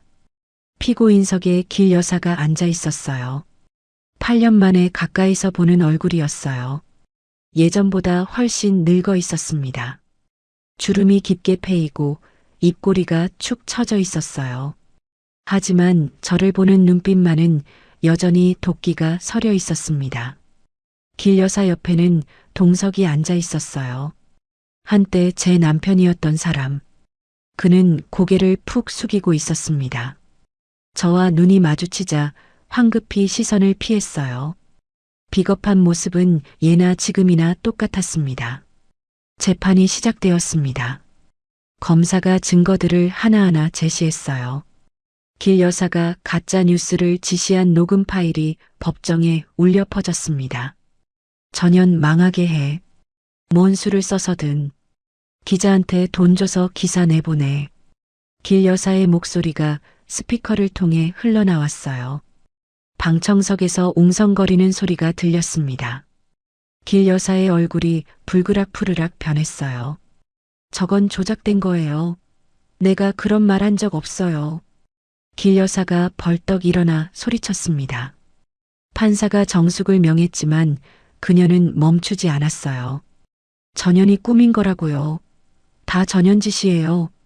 저를 가리키며 악을 썼습니다. 저는 미동도 하지 않았어요. 차분하게 그녀를 바라보았습니다. 8년 전이었다면 저 소리에 움츠러들었겠죠. 하지만 지금의 저는 달랐습니다. 증인 신문이 시작되었어요. 유리가 증인석에 앉았습니다. 그녀는 떨리는 목소리로 진술했어요. 시어머니가 저한테 시켰어요. 전 며느리를 망하게 하라고. 제가 직접 기자한테 돈을 전달했습니다. 유리의 증언에 길 여사가 다시 폭발했어요. 이 배은망덕한 년아, 내가 감히. 조용히 하세요. 판사가 호통을 쳤습니다. 법정 경위가 길 여사를 제지했어요. 그녀는 씩씩거리며 자리에 앉았습니다. 저는 증인석으로 불려나갔어요. 변호사의 질문에 따라 8년 전부터 지금까지의 일을 진술했습니다. 시집살이의 고통, 장독대가 파괴되던 밤, 눈밭에서 쫓겨나던 순간, 말하는 내내 목이 메었지만 울지 않았어요. 이 자리는 눈물을 흘릴 곳이 아니었습니다. 8년 전 저는 맨발로 눈밭에 쫓겨났습니다. 뱃속에 아이가 있는 줄도 모르고요. 그날 밤 저는 죽을 뻔했어요. 영하 15도의 추위에 맨발로 서서 하늘을 올려다보았습니다. 그때 저는 정말 포기하고 싶었어요. 하지만 살아남았습니다. 누군가 저를 구해주었고 뱃속에 쌍둥이가 있다는 걸 알게 되었어요. 그 아이들을 위해 버텼습니다. 악착같이 살아남아서 여기까지 왔어요. 저의 진술이 끝나자 방청석이 숙연해졌습니다. 여기저기서 훌쩍이는 소리가 들렸어요. 저도 눈시울이 뜨거워졌지만 꾹 참았습니다. 그때 동석 측 변호사가 질문을 던졌습니다. 원고는 피고 측과 개인적인 원한이 있지 않습니까? 이 소송이 복수를 위한 것은 아닌지요? 저는 똑바로 그를 바라보았어요. 복수요? 저는 복수하려는 게 아닙니다. 진실을 밝히려는 겁니다. 그리고 제 명예를 되찾으려는 거예요. 그게 잘못인가요? 변호사는 더 이상 질문하지 못했습니다. 재판이 진행되는 동안 예상치 못한 일이 벌어졌어요. 동석이 갑자기 자리에서 일어났습니다. 재판장님, 저도 할 말이 있습니다. 길 여사가 당황한 표정으로 아들을 바라보았어요. 동석아, 앉아. 뭐 하는 거야? 하지만 동석은 어머니를 무시하고 말을 이었습니다. 어머니가 한 일 저도 알고 있었습니다. 말리지 못한 건 제 잘못이에요. 그리고 동석은 깊이 숨을 들이쉬었어요. 무언가 큰 결심을 한 표정이었습니다. 민재가 제 아들이 아니라는 것도 알고 있습니다. 친자 검사를 했거든요. 결과가 어제 나왔어요. 100% 제 아이가 아니래요. 법정이 술렁거렸습니다. 방청석에서 탄성이 터져 나왔어요. 기자들이 펜을 바쁘게 놀렸습니다. 길 여사의 얼굴이 하얗게 질렸어요. 입술이 파르르 떨렸습니다. 뭐라고? 그게 무슨 소리야? 민재가 내 아들이 아니라니. 동석은 쓴웃음을 지었어요. 그 웃음에는 씁쓸함과 체념이 담겨 있었습니다. 어머니, 다 끝났어요. 유리가 저한테 다 털어놨어요. 민재 아버지가 누군지도요. 길 여사가 휘청거렸습니다. 옆에 있던 변호사가 부축했어요. 그녀의 눈에서 눈물이 흘러내렸습니다. 하지만 저는 동정심이 들지 않았어요. 그녀가 뿌린 씨앗이었으니까요. 동석이 저를 향해 고개를 숙였습니다. 깊이, 아주 깊이 허리를 굽혔어요. 미안합니다. 8년 전에도 지금도 제가 비겁했어요. 당신을 지키지 못했어요. 저는 아무 대답도 하지 않았어요. 그의 사과가 진심인지 아닌지는 중요하지 않았습니다. 이미 지난 일이었으니까요.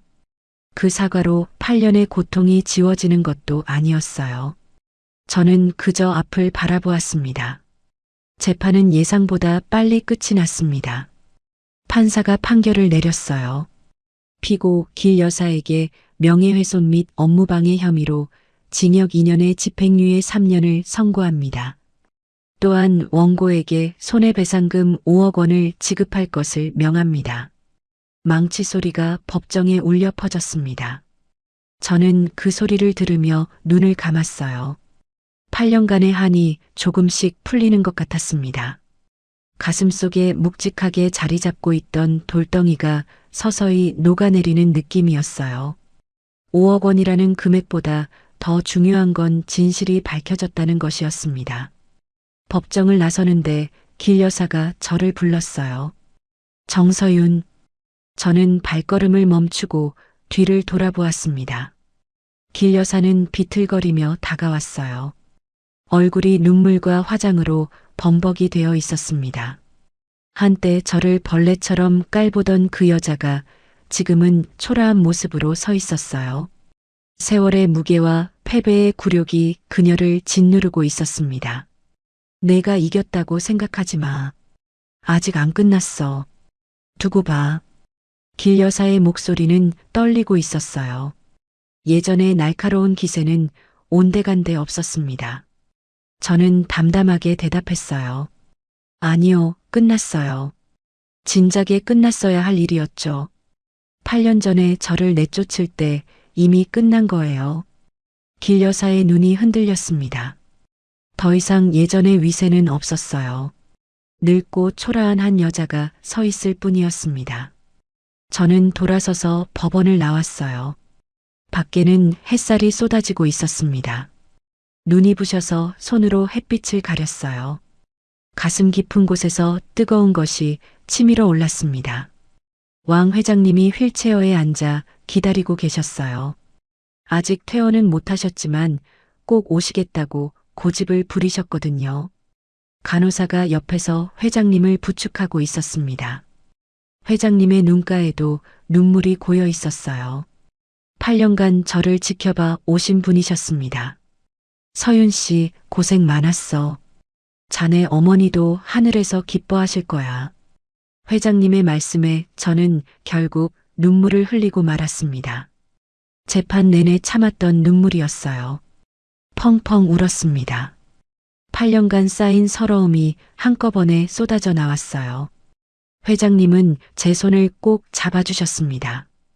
그 따뜻한 손길에 마음이 놓였어요. 집에 돌아오니 아이들이 뛰어나왔어요. 대문 앞에서 기다리고 있었던 게 분명했습니다. 준우는 제 가방을 받아들었고 준이는 제 손을 꼭 잡았어요. 엄마, 어떻게 됐어? 이겼어? 저는 웃으며 대답했습니다.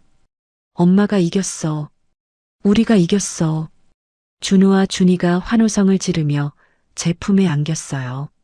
저는 아이들을 꼭 껴안았습니다. 이 아이들을 위해 버텨온 8년이었어요. 새벽부터 밤까지 일하고 욕을 먹으면서도 포기하지 않았던 나날들. 그 모든 것이 오늘을 위한 거였습니다. 이제 드디어 떳떳해질 수 있었어요. 아이들 앞에서 고개를 숙이지 않아도 되는 엄마가 된 거였습니다. 그날 밤 저는 장독대 앞에 섰어요. 시간장 항아리가 달빛 아래 빛나고 있었습니다. 까만 윤기가 흐르는 표면에 별빛이 반사되었어요. 저는 무릎을 꿇고 항아리를 어루만졌습니다. 어머니, 끝났어요. 제가 해냈어요. 어머니가 지켜주신 덕분이에요. 바람이 불어왔습니다. 항아리에서 은은한 향기가 퍼져나왔어요. 100년 묵은 시간장의 깊은 향. 마치 어머니가 저를 안아주시는 것 같았습니다. 눈물이 또 흘러내렸어요. 하지만 이번에는 슬픈 눈물이 아니었습니다. 감사와 안도의 눈물이었어요. 저는 눈을 감고 깊이 숨을 들이쉬었습니다.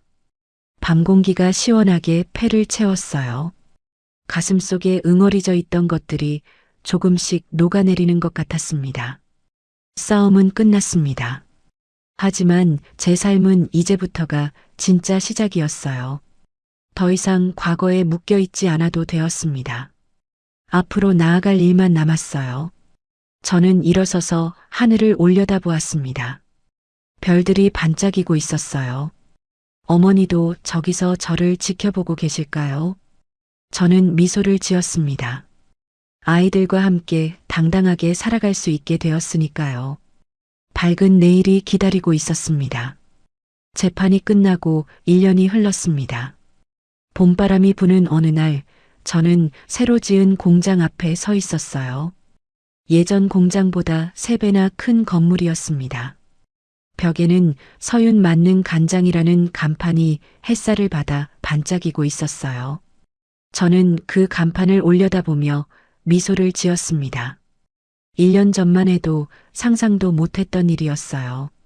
재판 승소 이후 여론이 완전히 바뀌었거든요. 사람들은 저를 응원했고 제품 주문이 쏟아졌습니다. 손해배상금으로 받은 5억 원은 공장 확장에 투자했어요. 새로운 설비를 들이고 직원들을 더 채용했습니다. 이제 서윤 만능 간장은 전국 대형마트와 백화점에서 팔리고 있었어요. 해외 수출 문의까지 들어오고 있었습니다. 저는 공장 입구에 세워둔 시간장 항아리를 바라보았어요. 예전 것과 똑같은 모양으로 특별 제작한 거였습니다. 모든 시작이 된 그 항아리를 기념하기 위해서요. 사장님, 오늘 출하량 3만 병입니다. 직원이 달려와 보고했어요. 저는 고개를 끄덕이며 대답했습니다. 고마워요. 다들 고생 많아요. 공장 안에서는 기계들이 쉴 새 없이 돌아가고 있었어요. 직원이 15명으로 늘었습니다. 모두가 열심히 일하는 모습을 보니 가슴이 뿌듯했어요. 점심때쯤 왕 회장님이 오셨습니다. 예전처럼 걸어서요. 심장 수술 후 재활을 열심히 하셔서 이제는 건강을 많이 회복하셨어요. 지팡이에 의지하시긴 했지만 눈빛만은 여전히 맑고 따뜻했습니다. 뒤따라온 간병인이 회장님을 부축했어요. 서윤 씨, 잘 되고 있구먼. 내가 눈이 밝았어. 회장님은 공장을 둘러보시며 흐뭇하게 웃으셨어요. 새로 들인 기계들, 분주하게 움직이는 직원들, 상자에 담겨 출하를 기다리는 제품들을 하나하나 살펴보셨습니다. 다 회장님 덕분이에요. 9년 전 눈밭에서 저를 안 도와주셨으면 여기까지 못 왔어요. 그날 밤 진짜 죽을 뻔했거든요. 저는 진심을 담아 말했습니다. 회장님은 손을 내저으셨어요. 내가 한 건 씨앗을 심은 것뿐이야. 물을 주고 가꾸고 꽃을 피운 건 자네야. 자네 어머니도 하늘에서 기뻐하실 거야. 회장님의 말씀에 눈시울이 뜨거워졌습니다. 9년 전 눈밭에서 저를 구해주신 분, 그분이 없었다면 오늘의 저는 없었을 거예요. 오후에는 특별한 손님이 왔습니다. 유리와 민재였어요. 민재는 이제 9살이 되었더군요. 처음 봤을 때보다 훨씬 밝아진 얼굴이었습니다. 이마에 있던 상처 자국도 거의 사라졌어요. 통통하게 살이 오른 볼이 건강해 보였습니다. 손에는 예쁘게 포장된 과일 바구니를 들고 있었어요. 언니, 안녕하세요. 늘 감사한 마음에 찾아뵈었어요. 유리가 조심스럽게 인사했습니다. 1년 전과는 완전히 다른 모습이었어요. 단정하게 머리를 묶고 수수한 옷을 입고 있었습니다. 눈빛도 차분해졌어요. 저는 고개를 끄덕였습니다. 1년 전 제가 약속을 지켰거든요. 유리와 민재가 동성내 집에서 나올 수 있도록 도와주었어요. 변호사를 연결해주고 임시로 머물 곳도 마련해 주었습니다. 민재 학교 전학도 도와주었어요. 그게 제가 할 수 있는 전부였습니다. 민재야, 학교는 재미있어? 제가 물으니 민재가 수줍게 웃었어요. 네, 친구들이랑 잘 지내요. 엄마랑 둘이 사니까 좋아요. 아이의 말에 가슴이 찡했습니다. 이 아이도 어른들의 잘못 때문에 고생했어요. 이제는 행복하게 살았으면 좋겠다고 생각했습니다. 유리는 작은 가게를 열어 분식을 팔고 있었어요. 크게 성공한 건 아니지만 제 손으로 돈을 벌며 살고 있다고 했습니다. 예전에 오만했던 모습은 찾아볼 수 없었어요. 고생이 사람을 바꾸는 모양이었습니다. 언니, 정말 감사해요. 제가 뭘 어떻게 갚아야 할지. 유리가 고개를 숙였어요. 저는 담담하게 대답했습니다. 갚을 필요 없어요. 민재 잘 키우세요. 그게 다예요. 유리의 눈에 눈물이 고였습니다. 저는 더 이상 그녀를 미워하지 않았어요. 미워할 힘을 쓰기보다 제 삶을 사는 게 나았으니까요. 유리에게서 들으니 동석은 회사가 완전히 망해서 지금은 작은 식당에서 일하고 있다고 했어요. 길 여사는 집을 팔아 조그만 아파트로 이사했다고 합니다. 예전의 호화로운 생활은 꿈처럼 사라진 거였어요. 인과응보라는 말이 떠올랐지만 저는 더 이상 그들에게 관심이 없었습니다. 그냥 제 앞길만 보고 살면 그만이었어요. 저녁 때 집에 돌아오니 아이들이 저녁 준비를 하고 있었습니다. 준우가 밥을 짓고 준이가 반찬을 차리고 있었어요. 아이들은 어느새 9살이 되어 있었습니다. 키도 훌쩍 자라서 제 어깨에 닿을 것 같았어요. 제가 힘들 때 곁에서 응원해준 아이들. 엄마 잘 될 거야 하고 손을 잡아주던 그 작은 손들. 이 아이들이 없었다면 저는 버티지 못했을 거예요. 엄마, 오늘 밥 내가 했어. 맛있게 됐어. 준우가 자랑스럽게 말했어요. 솥뚜껑을 열자 김이 모락모락 피어올랐습니다. 고슬고슬하게 잘된 밥이었어요. 우와, 진짜 맛있겠다. 고마워, 아들. 우리 준우 언제 이렇게 컸어? 저는 준우의 머리를 쓰다듬어 주었어요. 아이가 쑥스러운 듯 웃었습니다. 준이는 제가 좋아하는 시금치나물을 무치고 된장찌개까지 끓여 놓았어요. 엄마, 나도 칭찬해줘. 준이가 삐죽 입을 내밀었어요. 저는 웃으며 딸도 안아주었습니다. 식탁에 둘러앉아 밥을 먹으며 하루 이야기를 나누었어요. 서윤 맞는 간장으로 양념한 불고기가 맛있었습니다. 내가 만든 간장으로 만든 반찬을 아이들이 맛있게 먹는 모습을 보니 뿌듯했어요. 준우는 학교에서 달리기 1등을 했다고 자랑했고 준이는 그림 대회에서 상을 받았다고 했습니다.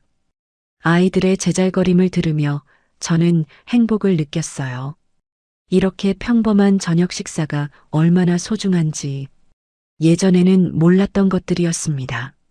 함께 밥을 먹고 웃고 이야기를 나눌 수 있다는 것. 그것만으로도 충분히 감사했어요. 밤이 되어 아이들을 재우고 저는 장독대로 나갔어요. 보름달이 떠 있었습니다. 달빛 아래 시간장 항아리가 고요히 빛나고 있었어요. 저는 항아리 앞에 앉았습니다. 검은 윤기가 흐르는 표면을 어루만졌어요. 이 항아리 하나로 여기까지 왔습니다. 친정 어머니가 물려주신 100년 묵은 시간장. 이것만은 지키겠다고 다짐했던 그날 밤이 떠올랐어요. 어머니, 저 이제 괜찮아요. 아니, 괜찮은 정도가 아니라 행복해요. 저는 조용히 중얼거렸습니다. 목소리가 떨렸어요. 더 이상 울지 않아요. 아이들도 건강하고 사업도 잘 되고 있어요. 어머니가 물려주신 시간장 덕분이에요. 이 항아리가 저한테 용기를 줬어요. 포기하지 말라고, 다시 일어나라고. 바람이 불어왔습니다. 나뭇잎이 살랑거리며 소리를 냈어요. 마치 어머니가 대답해 주시는 것 같았습니다. 저는 눈을 감았어요. 지난 9년이 주마등처럼 스쳐 지나갔습니다.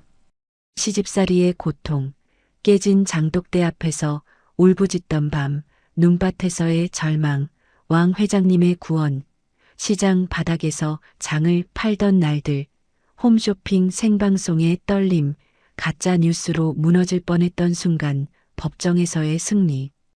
그리고 마침내 찾아온 평화. 쉽지 않은 길이었어요. 하지만 포기하지 않았기에 여기까지 올 수 있었습니다. 어머니가 물려주신 시간장이 저를 지켜주었어요. 이 항아리만 있으면 다시 시작할 수 있다고 믿었거든요. 그 믿음이 저를 살린 거였습니다. 저는 눈을 뜨고 하늘을 올려다보았어요.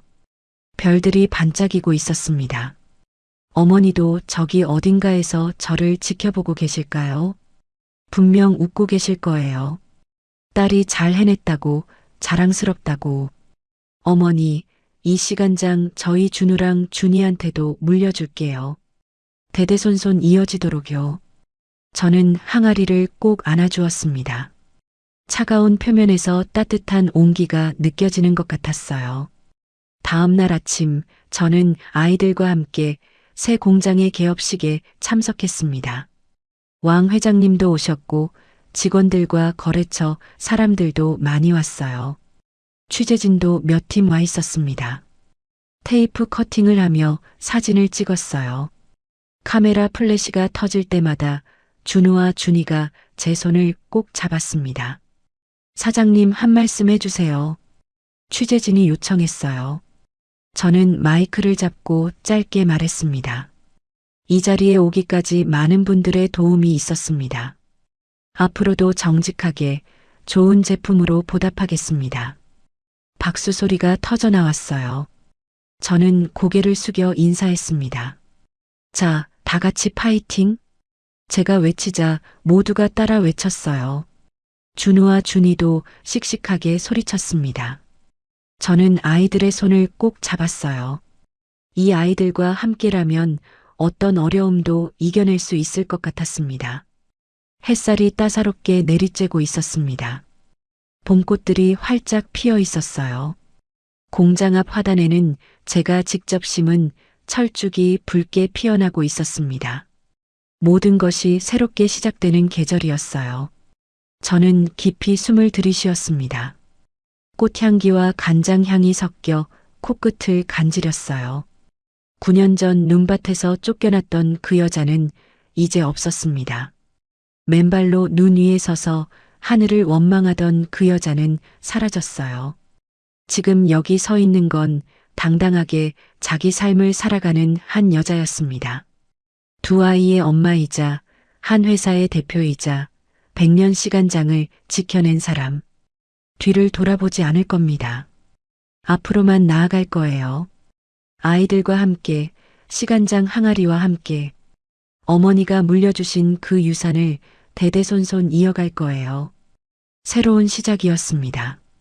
그리고 이번에는 행복한 시작이었어요. 끝이 아니라 새로운 이야기의 첫 페이지였습니다. 100년 시간장처럼 깊고 진한 삶이 기다리고 있었어요. 오늘의 사연 어떠셨나요? 사연이 마음에 닿았다면 더 좋은 사연으로 찾아뵐 수 있도록 구독과 좋아요를 눌러주세요. 그리고 사연의 주인공을 위한 따뜻한 말씀도 댓글로 부탁드립니다. 여러분의 오늘을 응원합니다. 인생 소풍이었습니다.